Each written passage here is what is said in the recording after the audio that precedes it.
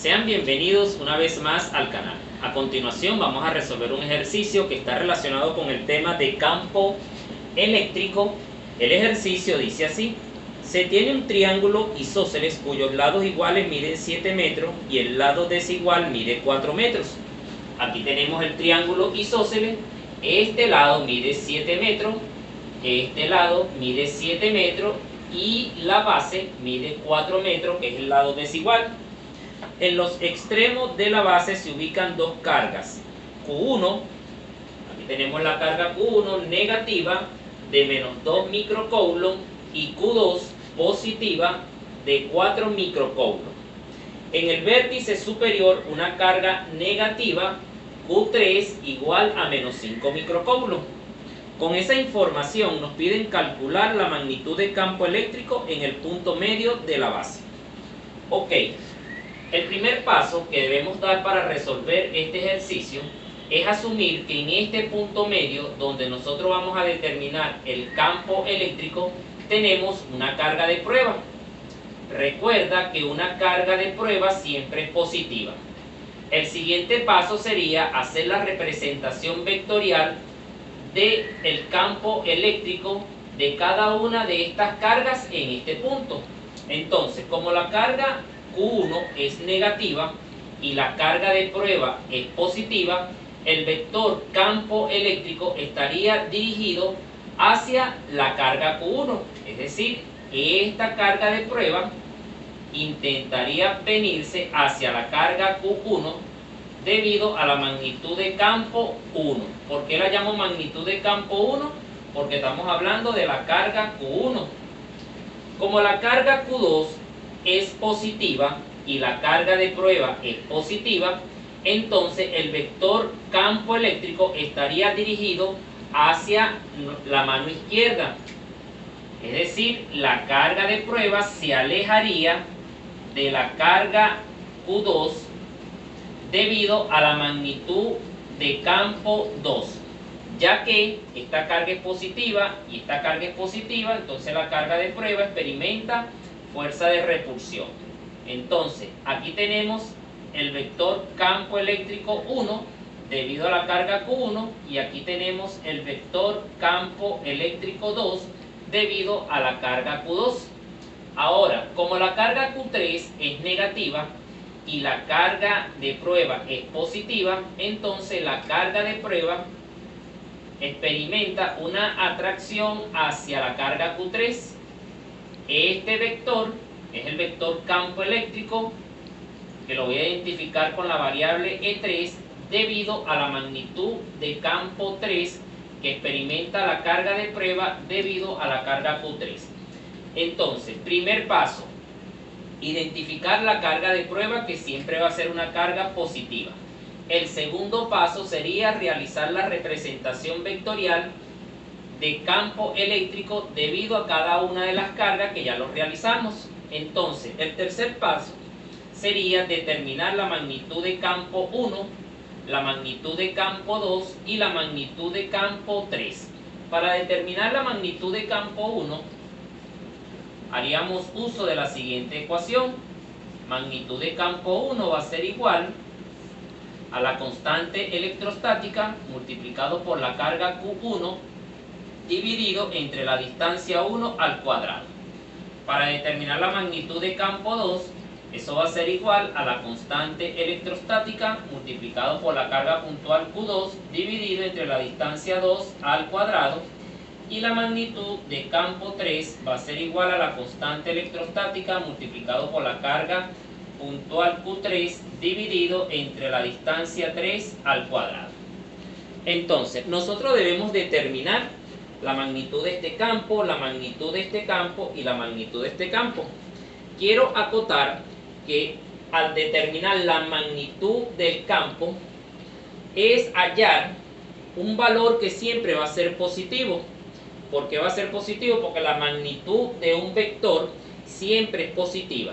Eso quiere decir que al momento de sustituir la carga Q1 no debes colocar el signo.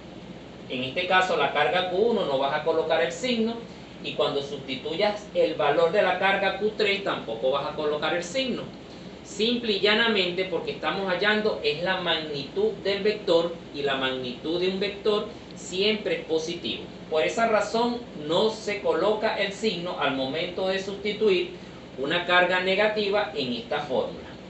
Entonces, si te das cuenta, la constante electrostática es de 9 por 10 elevado a la 9 newton metros cuadrados. La carga Q1 yo la conozco, y la distancia que hay desde la carga Q1 a la carga de prueba no la conocemos, pero es fácil determinarla. Recuerda que esta carga de prueba se ha ubicado en el punto medio de la base de este triángulo isósceles, y si la base mide 4 metros, entonces serían 2 metros desde la carga Q1 hasta la carga de prueba, serían 2 metros, y desde la carga Q2 a la carga de prueba también serían 2 metros. 2 metros sumado con 2 metros nos da 4 metros. La distancia que hay, que sería la distancia 3 desde la carga de prueba hasta la carga Q3, esa distancia si no la conocemos, ¿qué vamos a hacer? Si te das cuenta, acá se está formando un triángulo rectángulo. Ese triángulo rectángulo lo voy a escribir por acá, donde la base mide 2 metros. Esta diagonal, si acá mide 7 metros, acá también mide 7 metros. Entonces aquí tendríamos 7 metros. ¿Qué vamos a determinar nosotros? Esta altura que está acá. Para determinar esa altura, que yo la voy a identificar mejor con la variable R3, porque el valor que determinemos acá es el que vamos a sustituir acá. Entonces vamos a usar teorema de Pitágoras. Recuerda que Pitágoras nos indica que la hipotenusa, aquí se forma un ángulo recto, que la hipotenusa al cuadrado serían 7 metros al cuadrado, va a ser igual a la suma de los cuadrados de los catetos. Entonces aquí tenemos un cateto que mide 2 metros, y esos 2 metros los vamos a elevar al cuadrado, y R3, que es lo que nosotros vamos a buscar, también iría al cuadrado. Estoy aplicando el teorema de Pitágoras. Esta es la hipotenusa, este es un cateto y este es otro cateto. Entonces, vamos a despejar R3. Si desarrollamos las potencias, entonces tenemos que 7 metros elevado al cuadrado serían 49 metros cuadrados. Eso sería igual, 2 metros elevado al cuadrado serían 4 metros cuadrados, más R3 elevado a la 2. 4 metros cuadrados lo voy a agrupar en el primer miembro con 49 metros cuadrados. Si acá tiene signo positivo, de este lado tendrá signo negativo, nos quedaría 49 metros cuadrados menos 4 metros cuadrados igual a R3 al cuadrado. Realizamos esta resta, nos queda 45 metros cuadrados. Este 2 lo escribo como raíz cuadrada al otro lado de la igualdad, entonces tendríamos aquí la raíz cuadrada de 45 metros cuadrados, y eso sería igual a R3. Esta unidad puede quedar fuera del radical, entonces tenemos que R3 va a ser igual a 45 a la raíz cuadrada de 45 metros. Entonces, como ya conocemos toda la información correspondiente a cada una de estas variables, vamos a proceder ahora a determinar la magnitud de campo 1, la magnitud de campo 2 y la magnitud de campo 3. La magnitud de campo eléctrico 1 va a ser igual a la constante electrostática, cuyo valor es de 9 por 10 elevado a la 9 newton metros cuadrados sobre coulomb cuadrado, multiplicado por la carga Q1. La carga Q1 es de 2 microcoulomb. Recuerda que no vamos a colocar el signo, entonces colocamos 2 multiplicado, microcoulomb se cambia por 10 elevado a la menos 6 coulomb. Y esto va dividido entre la distancia R1. La distancia R1 es de 2 metros, y esos 2 metros lo elevamos al cuadrado.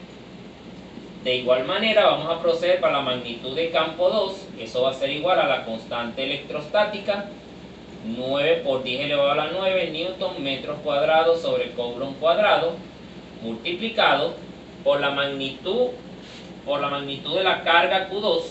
La carga Q2 es de 4 microcoulomb, colocamos un 4 y microcoulomb se cambia por 10 elevado a la menos 6 coulomb. Eso va dividido por la distancia R2. La distancia R2 también es de 2 metros. Entre paréntesis, 2 metros y lo elevamos al cuadrado. Y la magnitud de campo 3 va a ser igual a la constante electrostática, que es de 9 por 10 elevado a la 9 newton metros cuadrados sobre coulomb cuadrado, multiplicado por la carga Q3. La carga Q3 es de menos 5 microcoulomb. No vamos a colocar el signo, entonces multiplicamos por 5 y microcoulomb se cambia por 10 elevado a la menos 6 coulomb. Eso va dividido entre la distancia R3, que la conseguimos acá, que es la raíz cuadrada de 45 metros, y eso lo elevamos al cuadrado. ¿Qué vamos a hacer ahora? Vamos a hacer uso de nuestra calculadora para determinar la magnitud de campo 1, la magnitud de campo 2 y la magnitud de campo 3. Entonces decimos que 9 por 10 elevado a la 9 por 2 por 10 elevado a la menos 6, le damos igual. Ese resultado va dividido entre 2 elevado a la 2 y eso nos da como resultado 4500. La magnitud de campo eléctrico 1 es de 4500 newton sobre coulomb. Esta sería la magnitud de campo 1. Procedemos de la misma manera para la magnitud de campo 2. Escribimos 9 por 10 elevado a la 9 por 4 por 10 elevado a la menos 6. Le damos igual y ese resultado lo dividimos entre 2 elevado a la 2, que es 4. Le damos igual y eso nos da como resultado que la magnitud de campo 2 va a ser igual a 9000 newton sobre coulomb. Y aquí tenemos la magnitud de campo 2. Vamos ahora con la magnitud de campo 3. Escribimos 9 por 10 elevado a la 9 por 5 por 10 elevado a la menos 6. Le damos igual y eso va dividido entre la raíz cuadrada de 45 y lo elevamos al cuadrado. El resultado serían 1000 newton sobre coulomb. 1000 newton sobre coulomb. Y aquí tenemos la magnitud de campo 3. Como ya conocemos la magnitud de campo eléctrico 1, la magnitud de campo eléctrico 2 y la magnitud de campo eléctrico 3, que es la magnitud de cada uno de estos vectores, entonces vamos ahora a proceder a determinar la magnitud de campo eléctrico resultante. Para determinar la magnitud de campo eléctrico resultante vamos a proceder de la siguiente manera. Ok, continuamos con el ejercicio. Aquí tenemos la magnitud de campo eléctrico 1, la magnitud de campo eléctrico 2 y la magnitud de campo eléctrico 3, que es la magnitud de campo de cada uno de estos vectores que tenemos representados acá. Si te das cuenta, si yo hago un plano cartesiano, aquí tenemos el eje X, aquí tenemos el eje Y. En el origen voy a ubicar la carga de prueba. Aquí está la carga de prueba. Entonces la magnitud de campo 1, el sentido es hacia la izquierda. Entonces tendríamos acá un vector que es la magnitud de campo 1. La magnitud de campo 2 es de 9000 newton sobre coulomb. En tamaño, la magnitud de campo eléctrico 2 es mayor que la magnitud de campo eléctrico 1. Entonces acá vendría la magnitud de campo eléctrico 2, vamos a suponer que llega hasta acá, magnitud de campo eléctrico 2 y magnitud de campo eléctrico 1. Y en el eje Y o en el eje Y tenemos la magnitud de campo eléctrico 3, que es un vector más pequeñito. Entonces aquí tenemos la magnitud de campo eléctrico 3. debido a que en el eje X tenemos dos vectores, debemos realizar una suma algebraica de esos dos vectores. Entonces, ¿qué vamos a hacer nosotros? Vamos a hacer lo siguiente. Decimos que la magnitud de campo eléctrico resultante en el eje X va a ser igual a la magnitud de campo 1 más la magnitud de campo 2. Sustituimos magnitud de campo resultante en el eje X va a ser igual a la magnitud del campo 1. Dijimos que era de 4500 newton sobre coulomb. 4500 newton sobre coulomb. Si te das cuenta, el sentido de este vector es hacia la izquierda. Por esa razón voy a colocar un signo de menos acá. Colocamos el signo de más y entre paréntesis voy a colocar la magnitud de campo eléctrico 2, que también es hacia la izquierda, y por esa razón coloco un signo de menos acá. Y la magnitud de ese campo es de 9000 newton sobre coulomb. Concluimos entonces que la magnitud de campo resultante va a ser igual, como los signos son iguales, recuerda que más por menos da menos, como los signos son iguales, entonces vamos a tener una suma. Eso nos daría como resultado 13500 newton sobre coulomb. Y esta es la magnitud de campo resultante en el eje X, y la magnitud de campo resultante en el eje Y, como es un solo vector, sería esta que tenemos acá. Nuevamente, aplicando teorema de Pitágoras, decimos que la magnitud de campo resultante va a ser igual a la raíz cuadrada de la magnitud de campo resultante en el eje X al cuadrado más la magnitud de campo 3, que es el único vector que tenemos en el eje Y, la magnitud de campo 3, y eso también iría elevado al cuadrado. ¿Por qué aplicamos teorema de Pitágoras? Porque si nosotros proyectamos una línea hacia acá,